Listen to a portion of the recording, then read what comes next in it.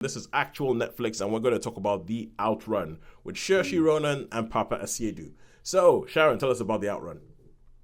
Yeah, this is a based on a memoir of a young woman called Rona, and that's not the name of the writer of the book, but in the film she's called Rona, and she's a young woman who grew up in the Orkney Islands, so in the far north where the wind and the sky aren't ever are ever present.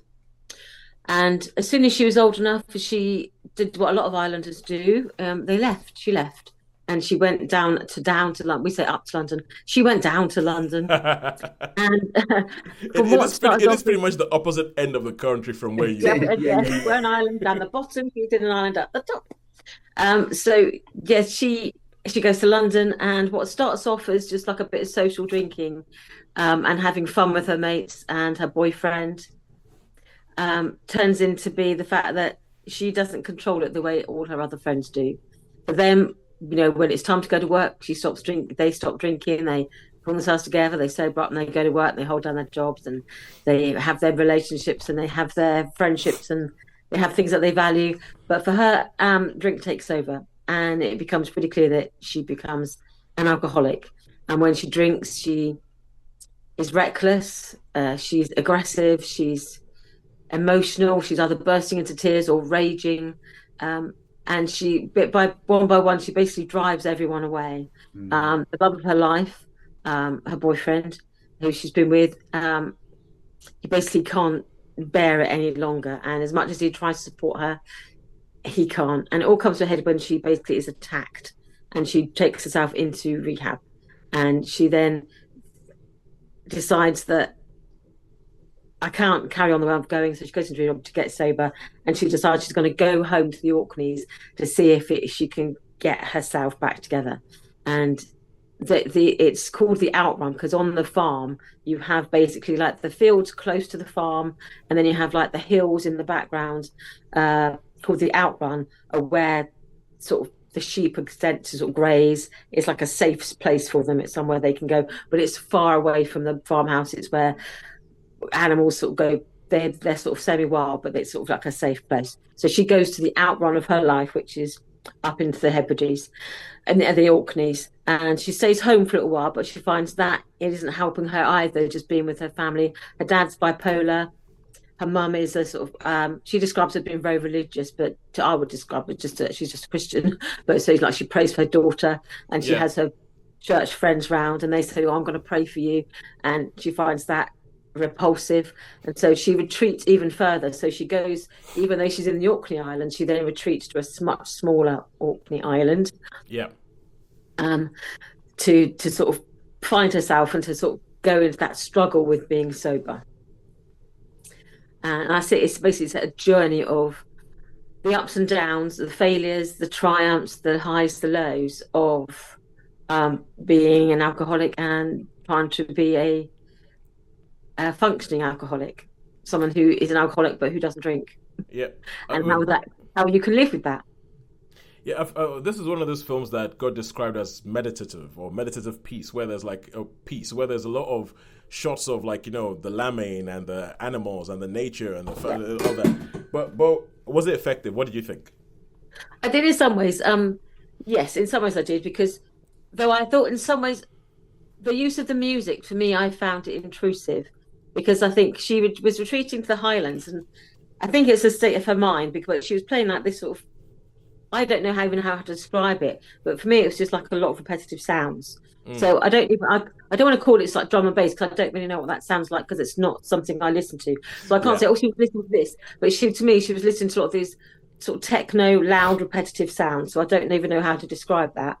Um, and anaesthetizing herself away from the world. And I think as the story progresses, like they use sound in different ways, um, to chart her journey.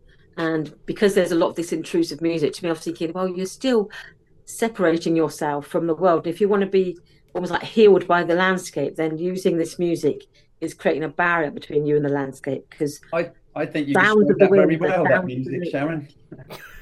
sorry. I think you described that really eloquently. That was perfect. Sean's not a But fan. it's not something I've listened to, so I couldn't really describe it in Yeah. terms of how. Because I'm sure there's a proper term, a proper genre for it. But anyway, so I found that a little bit intrusive. But it's only really at the end of the film when she begins to sort of be able to listen to the wind and listen to nature and embrace sort of more things that she begins to find herself. So it's a journey. It is meditative and it is contemplative. Sorry, that wasn't said very well, but Yeah, yes, it's one of those quiet films. Yeah, I always find films that I really, really, I wish I'd have seen this. I wouldn't mind watching this because I find, not that, I just find alcoholism, because during my life I've met quite a few, and I think there are some people that can play it really well and other ones that can't. And some of the films I've seen, if someone can play an alcoholic really well, because it is a change of personality and it's like a different person. So I know we should be talking other issues, but for me, films where someone can portray, I'm trying to think what that film was. It might have been, but anyway, doesn't matter. Sorry. Does she betray those highs and lows and of how she seems like she's having a good time, and then she's crying, or she suddenly loses her rag, or loses the rag? Yeah, that's those sort of things, or where she's promised. Interesting that you said driving people away. Sorry, Shawnee. Interesting that you said driving people away, because that is a sure sign of an alcoholic. Even people who really try to support and help. And then she knows her behaviour is driving people away, and she's like begging them like her boyfriend, to say, I'll change, I'll do anything, I'll stop drinking, and then on the next breath she's going to find her stash behind the toilet or in the bathroom or wherever, and then just chugging down, not even enjoying it, but literally just chugging down like a pint of vodka or something, because it's this primal need that is not logical and it's not emotional, but it's something that some people have, just a compulsion. I always thought I'd like to write a play about it. I could do it in three acts. Oh, cool. So I find it quite sad. Not that I'm not really a drinker at all, not me, but just other people that I've known through my life who. I think we've all met drinkers. Philosophical. It could be the first Netflix we know cinema we've all stage known. production. Yeah. But I know some of us, we've all known, and we've lost friends who are drinkers who can't sort of fight those demons, and others who you think, good for you, you are. So those paths of how to get out of, that one day at a time, or whether they complete abstinence, whatever. But yes, it's interesting. I thought it was interesting. It's quite sad in some ways, because you're thinking that sort of destructive behaviour, but against her will in some ways. Yeah. So how many stars? So I would probably give that. I'm torn between a 3 and a 4. I find it's not a film you can say you enjoyed, because you feel like it's such a hard story for someone to have to go through, and you really want to be able to take that burden from them.